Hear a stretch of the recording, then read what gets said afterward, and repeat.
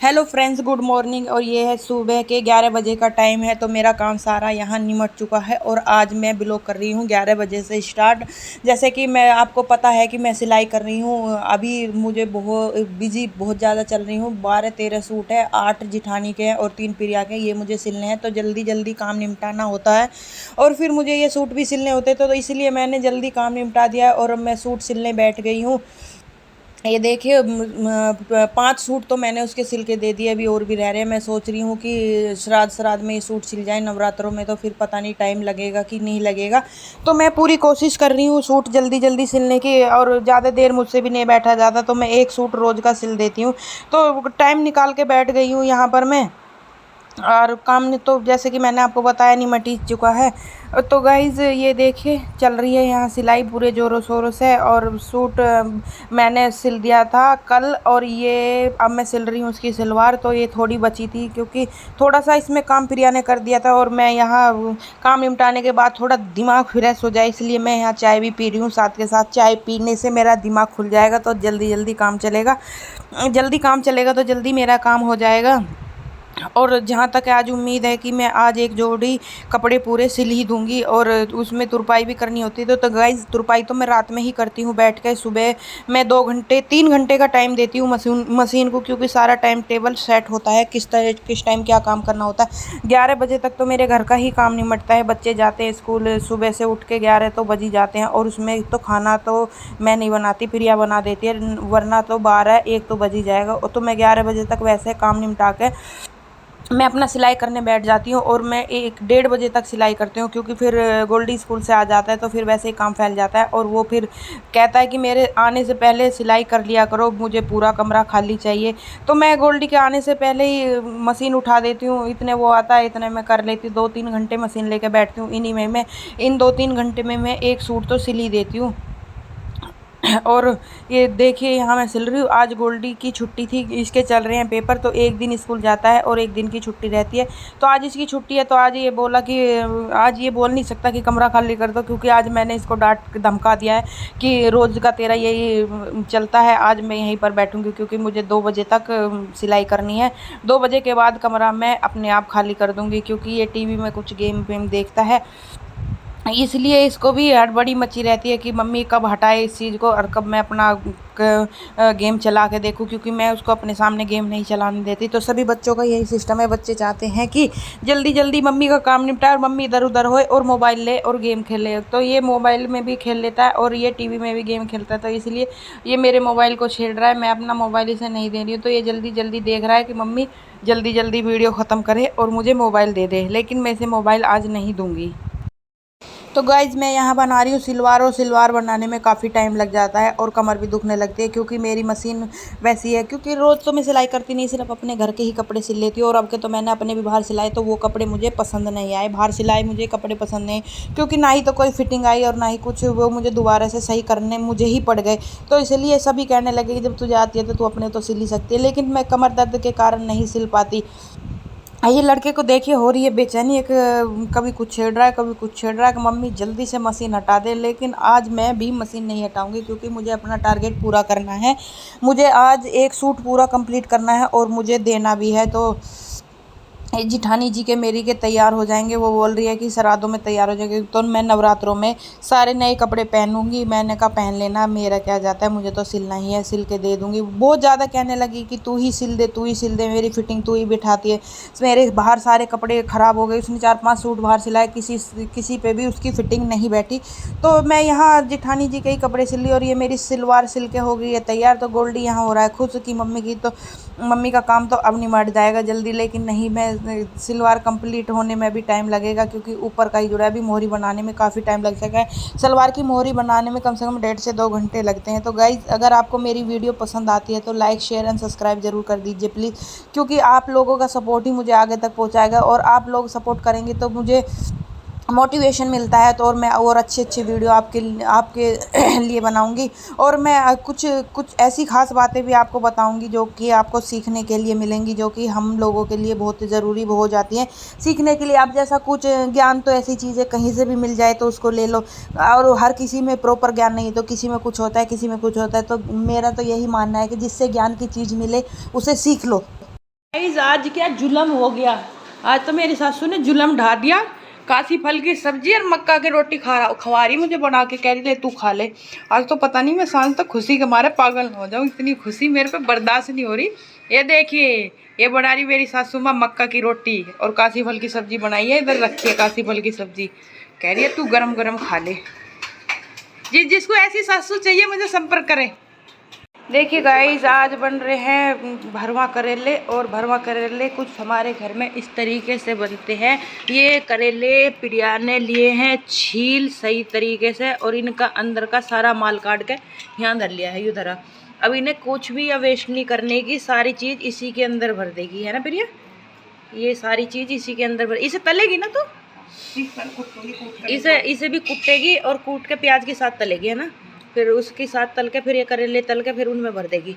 Recipe मैं बताऊंगी guys आपको ये कैसे कैसे हमारे घर में भरवा करेले बनाए जाते हैं। और ये हो रही है छिल के तैयार, अभी तो छिल रहे हैं और मैं जा रही हूँ अपना दोबारा से आटा पीसने। टमाटर भी ला दूंगी मंडी से, तेरा आटा पी दूँ, पापा के सेब लिया तो जा। जब भी ला दूंगी तब काम ना करोगी, मैं जब भी ला दूंगी। मगर सेब ना भूखे से रहना है, भूख लगा है उन्हें। अब जरा दलिया काम सुबह एक रोटी खाई हो तो मगर मैं आटा पी दूंगा, तेरे टमाटर ला दूंगी तो टमाटर पीस के फिर जितना ही काम करवा देगी। चल लग कर दे गाइस वैसे 6:30 जाऊंगी अभी। फोकस जब जावे जब क्या ही बदले में आटा पीसूंगी। यूं चुटनी आवे है मेरी तो। गाइस बुनु क्या ही बदले में आटा पीसूंगी, बदले में देख लो। लुक इट, मैंने सुबह ही कही थी ना जिसको साथ चाहिए संपर्क करे। पहले दवाई खा लो, 4 बजे उठने में 3 ज्यादा ले लूं। अब एक तो तेरे गेहूं बचवा दिए न्यू ही क्या क्या। हाँ बच गई, घूम तो आ रही थी एक तो हमने पापा कैसा करूँ, नहीं तू जगा दे, गेहूं भीग जाएंगे। मनु कहेंगी सोती जगा दिए। 3 बजे सोई थी मैं। आज नहीं कहते हम तो रात को उठ के कहते बार जगह भी ना गया।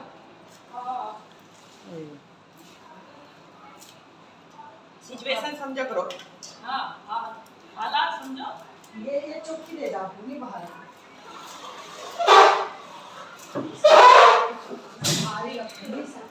ये तोड़ दिया।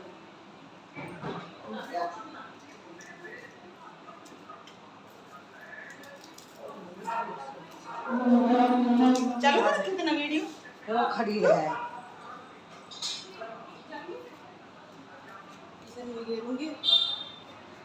देखिए गाइस जैसे कि आपने देखा कि मेरी सासू माँ आज बोल रही है कि मंडी जाके तू सेब लिया पापा के लिए, मैं तेरा आटा पीस दूंगी। बदले में कभी आटा नहीं पीसती, कभी कुछ नहीं करना।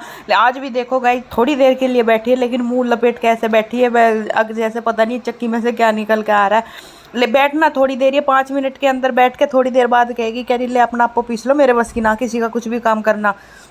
ऐसी मेरी सासू माँ है। तो गाइज अब यहाँ पीसेंगे तो सिर्फ भाई साहब ही, क्योंकि मैं दूसरा काम कर रही हूँ। और प्रिया जाएगी अब पापा के लिए मंडी, फल मंडी जाएगी, वो पापा के लिए फल लेने जाएगी, सेब वेब लेने जाएगी। ये शाम का टाइम है। तो आज क्या हुआ गाइज, आज भी मैंने गेहूँ सुखा रखे थे, और तो मैं 3 बजे सिलाई करके, जैसा कि मैंने आपको दिखाया सिलाई करके मैं 3 बजे लेटी ही थी। 3 बजे मुझे नींद आ गई। तो 4 बजे बारिश इतनी तेज़ घटा हुई बहुत ज़्यादा। वो पापा बाहर घूमने के लिए चले गए। पापा बोले कि बहुत ज़्यादा बारिश तेज़ आने को हो रही है, और बहू को उठा दे कि ऊपर तीसरी पे गेहूँ पड़े हैं। शुक्र है मम्मी ने उठा दिया। मैं वो गेहूँ ले आई जाकर। फिर गाइस जो गेहूँ उठाने के बाद जो बारिश आई है, बहुत तेज़ बारिश आई है। मैंने कहा शुक्र है भगवान का आज गेहूँ बच गए, वरना आज आटा पीसता ही नहीं बिल्कुल भी। जब सारे गेहूँ भीग जाते तो आटा पीसने का कोई मतलब ही नहीं था। 10-15 दिन तक कोई आटा तो फिर कहाँ पीसता, फिर तो दोबारा सूखते, फिर अब की बार फिर दोबारा मोल का आटा मंगाना पड़ता। फिर यहाँ थोड़ी देर में अभी मम्मी इतनी बड़ी तो पटरी लेके बैठी है, मम्मी पे नहीं पिसेगा, क्योंकि मम्मी एक जगह इतनी देर नहीं बैठ सकती। हाँ बाहर तो बैठ सकती है, घूम सकती है, लेकिन बैठ नहीं सकती, ये काम नहीं कर सकती। मम्मी आटा नहीं पीस सकती, हमारी ऐसी कोई हेल्प नहीं कर सकती कि ये कर दूंगी वो कर दूंगी, नहीं। हाँ अपना सिर्फ जो टीवी वीवी तो देख सकती हैं, और कुछ नहीं मेरी सासू माँ करती हैं। देखिए जैसा कि मैंने आपको बताया था, कह रही मेरे बस की नहीं है किसी का आटा वाटा पीसना, पकड़ो अपना, मैं तो अपनी पूजा करूँ। तो फिर मैंने भाई साहब को ही आवाज़ लगी, भाई साहब आप ही आओ, आप ही इस कॉन्ट्रैक्ट को पूरा करोगे, क्योंकि अगर मैं आटा पीसने बैठ गई तो और काम रुक जाएंगे और प्रिया जाएगी मंडी, क्योंकि अभी वो करेले तल रही है, मैं उसकी हेल्प करवा रही हूँ। उधर करेले तल के आज करेले बन रहे हैं, तो जैसा कि आपको दिखाया ये शाम का टाइम है, तो इधर सारे ही बिजी हैं क्योंकि भाई साहब, इसीलिए मैंने आटा पीसने लगा दिया। मैं प्रिया की हेल्प कर रही हूँ रसोई में, तो दोनों काम जल्दी से निमट जाएंगे, क्योंकि करेले बनेगी, दाल बनेगी और आटा भी बनेगा। तो खाली करेले से कोई भी रोटी नहीं खाएगा, करेले के साथ यहाँ दाल ज़रूर खाते हैं। भरमा करेले आज काफ़ी टाइम बाद बन रहे हैं, क्योंकि करीब करीब हमने करेले खाने छोड़ ही दिए हैं, क्योंकि कोई इतना नहीं खाता। अब तो आज बहुत ज़्यादा मन कर रहा था, लिए थे आधा किलो करेले, मन का आपके भर के बनाएंगे, क्योंकि कुछ ऐसा भी हो जाता है हिमाम दस्ता नहीं, हिमाम दस्ते के बगैर कैसे बनाए। लेकिन आज हमने नई ट्रिक अपनाई है बगैर हिमाम दस्ते के भी करेले बनाने की। तो देखिए गाइज, यहाँ करेले तलने का प्रोसेस शुरू हो गया, और आपको मैं नई और ये एक यूनिक रेसिपी बताऊंगी भरमा करेले बनाने के लिए। पहले हम कैसे करेले बनाते थे वही ऐसे कच्चे छील करके और मसाला ऐसे कर करके और उनमें रील का धागा बांध के तब इनको बनाते थे। तो उसमें तेल भी ज़्यादा फूकता था और टाइम भी ज़्यादा जाता था और उनके अंदर तेल भर जाता था, तो उससे क्या ऐसा लगता था कि हम तेल खा रहे हैं। और देखिए ये नई यूनिक रेसिपी आज मैं आपको बताऊंगी, इसको ट्राई ज़रूर करना और मुझे कमेंट करके बताना कैसी लगी। देखिए गाइज, ये करेले यहाँ तले जा रहे हैं और इसमें तेल भी ज़्यादा नहीं लगा है, थोड़ा सा ही तेल लगा है। और ये देखिए करेले जैसे कि बताया छील के और इनके अंदर का सारा मसाला निकाल के एक प्लेट में रख लिया था। पहले तो करेले धोए थे, धोने के बाद जो इनके छील के ऊपर छिक्का उतरा था और इनके अंदर के जो बीज थे वे एक साइड प्लेट में निकाल लिए थे। और प्लेट में निकालने के बाद वो भी कोई भी चीज़ नहीं फेंकी, ना ही इसके अंदर के बीज फेंके और ना ही इसके छींकते फेंके। और ये नमक के पानी में भिगो के 2 से 4 मिनट आप रख सकते हो, वरना नहीं भी रख सकते। ये करेले कड़वे नहीं होते, बिल्कुल भी करेले कड़वे नहीं बनते, चाहे इनके आप छींकते भी इसके अंदर ही भर दो। लेकिन मैं आपको बताऊँगी, मैंने भी वही काम किया है और ये बिल्कुल भी कड़वे नहीं होंगे, ये मैं आपको गारंटी के साथ बताती हूँ और रेसिपी दिखाती हूँ। ये देखिए करेले तल का हो चुके हैं तैयार और ये प्रिया ने डाला है उसमें सौंफ धनिया उसी तेल में डाल दिया। थोड़ा सा ही तेल था, कोई ज़्यादा तेल नहीं था, उसी तेल में सौंफ धनिया डाल दिया उसने। और जो करेले के छिक्कर थे उसने धो के निचोड़ लिए थे, उसने थोड़े से उनको कूट लिया था। हिमाम दस्ता तो नहीं था, छोटा हिमाम दस्ता था वो रखा, जिसमें हम इलायची अदरक वगैरह कूटते हैं, उसमें कूट लिया था। और ये देखिए इसमें इसने ये डाल दिए हैं और प्याज हिमाम दस्ते में चाहिए होती है प्याज कूटने के लिए, हिमाम दस्ते में कूटने का और टेस्ट आता है। और उसमें हिमाम दस्ते में कूटने में ये सौंफ वगैरह सारी चीज़ हम उसमें ही डाल देते हैं, लेकिन हमारे पास हिमाम दस्ता नहीं है, तो मैं ये प्याज हमने करी है चॉपर में करके। और ये नई रेसिपी अपनाई है, तो चॉपर ऐसा तो नहीं है कि हमारे हिमाम दस्ता नहीं है तो हम भरमा करेले नहीं खाएंगे। चॉपर में करके हमने प्याज ऐसे काट लिए। और गाइस बहुत ही अच्छी और यूनिक रेसिपी बगैर हिमाम दस्ते के भी तैयार हो गए हैं, भरवा करेले भर के तैयार होने जा रहे हैं। ये मैं आपको रेसिपी इसलिए एक एक स्टेप दिखा रही हूँ कि आप अपने घर में भी कर सकें। और इसमें ये डाल दी हल्दी, नमक और मिर्च भी डाल देंगे, कुछ मिर्च हरी मिर्च उसमें भी काट ली थी हमने, काट के बनाई है, और हम चॉपर में भी कर सकते हैं। और ये देखिए ये डाल दी है सारी प्याज, और इन प्याज का मसाला अब हम तल लेंगे, तल के और बहुत अच्छे तरीके से भून के तैयार कर लेंगे। और ये देखिए मैं साइड में मान रही हूँ आटा, तो प्रिया इसलिए इसे जल्दी जल्दी ये कर रही है, रसोई का काम बहुत ज़रूरी हो रहा है निपटाना।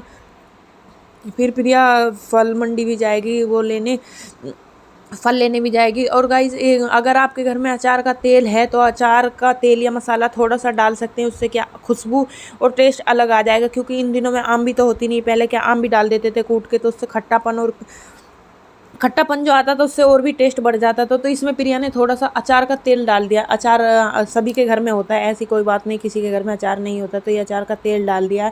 और ये देखिए अब मैं आटा मांड के यहाँ आ चुकी हूँ, मैं करवा रही हूँ, ये आटा भी गैल की गैल कर रही हूँ मैं यहाँ कंप्लीट।